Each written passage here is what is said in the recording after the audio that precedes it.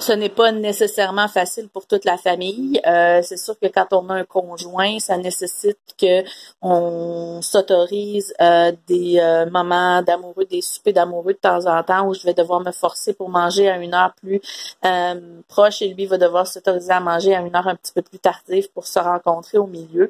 Mais sinon, ça me permet d'avoir un contrôle sur mon corps et de pas bad tripper parce que j'ai pas mangé de poutine ou de pizza cette semaine. Cela dit, je dis pas que j'ai une alimentation parfaite, loin de là.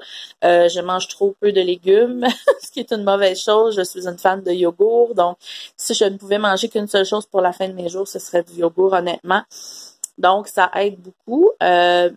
Où je m'en vais avec ça, je veux simplement vous dire que c'est pas tout le monde qui grossit rendu à 35 ans. Au contraire, les filles qui ont été plus grassettes toute leur vie ont généralement un bon contrôle de leur poids rendu à l'âge adulte, alors que pour d'autres qui ont été minces toute leur vie, la mi-trentaine peut représenter un gros tremplin vers l'obésité ou la quarantaine aussi.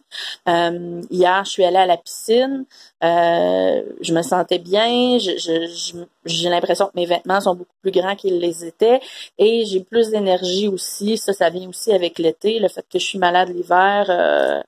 Donc, voilà. En fait, je vous raconte plein de conneries aujourd'hui. Je sais pas trop pourquoi, mais je voulais surtout encourager les filles qui, cet été, se promènent en bikini en se disant qu'ils ont un surplus de poids. Les filles, arrêtez donc d'en faire avec ça. Là. Je veux dire, c'est pas parce qu'on a surplus de poids qu'on n'est pas belle. Au contraire, et ça, je peux te le confirmer de tous les bords, tous les côtés.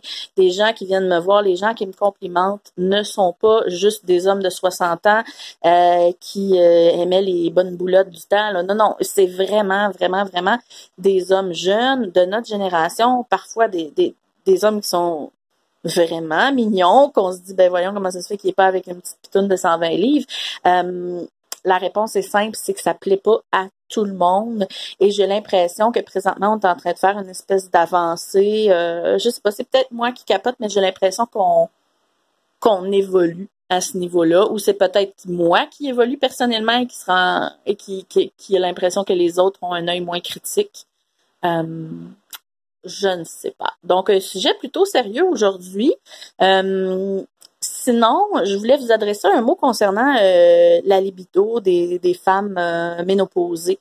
En fait, je reçois beaucoup de clientèle qui ont des besoins thérapeutiques au niveau sexuel, donc que ce soit au niveau de la thérapie ou au niveau de la thérapie de couple, au niveau de la thérapie seule ou de la thérapie de couple ou une auxiliaire sexuelle. Dans tous les cas, le sujet de la femme ménopausée ayant aucun désir sexuel revient souvent.